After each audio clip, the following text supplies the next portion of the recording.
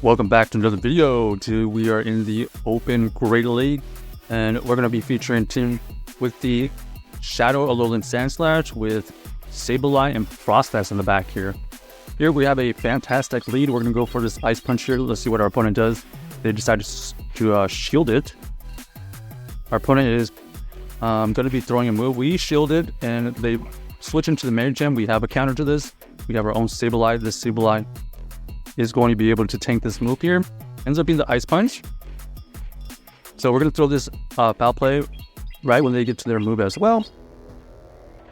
Doesn't quite take it out, but we are able to survive this Ice Punch here and farm it down. So we do have a little bit of energy advantage. We know that we can get to this foul play before they get to their move.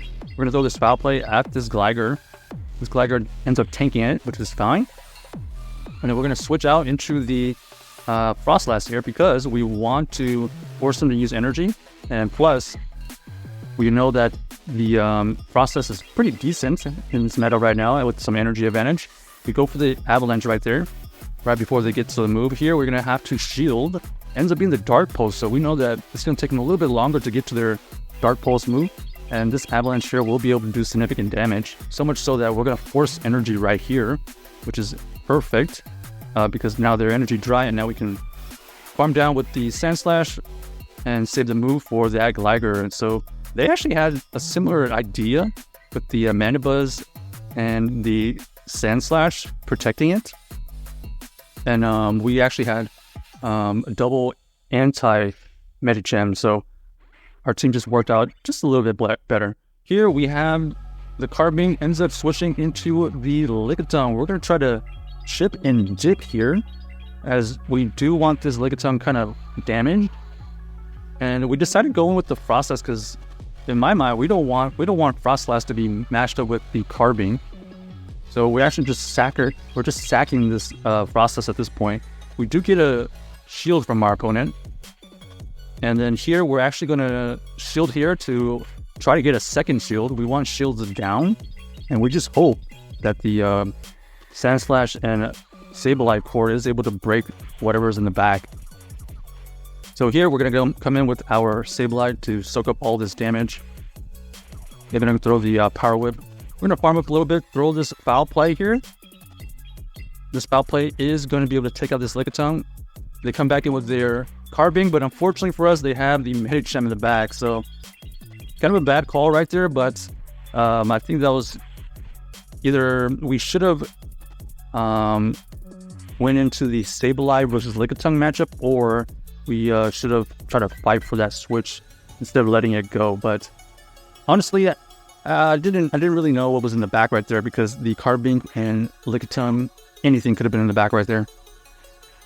Okay, Pelipper here, we know that they're going to be able to throw this Weather Ball here. We can survive one, so we're going to let this go, and then we're trying our best not to have her move CMP.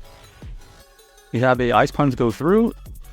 At this point, we think that this Sandslash has done his job. We're gonna try and get an energy head start with their Sableye, because we think there's fighters in the back. If not, there's some kind of like ground type. This makes sense, but we have energy on our Sableye. We throw the first foul play, ends up taking a good chunk away. Here we're going to shield because we think that they do not want to see the Sableye in the back, because they only brought a Swampert versus mine Sableye. So we do force that to get a shield. And then here we're going to let it go because we think that we can farm it down. But they actually switch out, and they actually reveal that they have a Gligar in the back. So this is terrible for them. We are able to pressure this Avalanche. We know that they have to get to at least 2 moves here.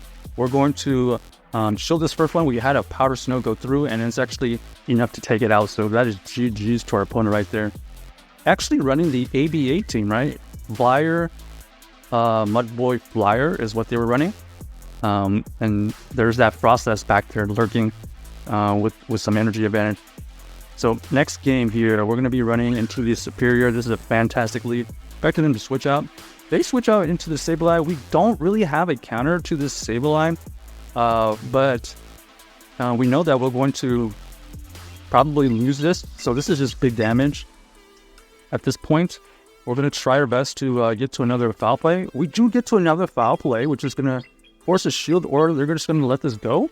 Okay, we do get a shield in this situation, but I think we're still okay because the Sandslash and the Froslass are really good against that superior. So we're hoping that combination is able to carry. Ooh, they actually have their own Sandslash in the back here. We're going to apply full pressure. This drill run does go through KOs, and they know that this is GG's. So no need to bait in that situation, as all we needed to do was get to 2 drill runs, take out that Sandslash. Otherwise, we do lose the game if they do call a bait, which they were trying to do. So GG's to our opponent. On to the next game. The Sableye switching is kind of interesting. I guess we did have a favorable lead enough to where we just sacrificed it. But here we go again. Sableye in the lead this time. We know that we can play this out. So we're going to show this first one here. Oh, but our opponent ends up switching to the Dugong here. This Dugong is kind of a problem. We don't really have anything awesome for it. We're going to allow this Dugong to take us out here. And we think that Sableye with some energy here will be able to take care of the back line. They did reveal that they have Sableye and Dugong, but they actually have the Greninja. Wow. The absolute worst thing we could see. This Greninja here is going to be able to not only quarter break our backline here, but it would have done pretty decent against our Sandslash as well. So this is an absolute worst case scenario, and the nightmare continues. Ends up being an attack boost. Could go for a last ditch foul play, but they actually end up using their shield, and then now this is all about GG. So well played by my opponent right there. Check out this team if you haven't already, and let us know if you enjoyed the video.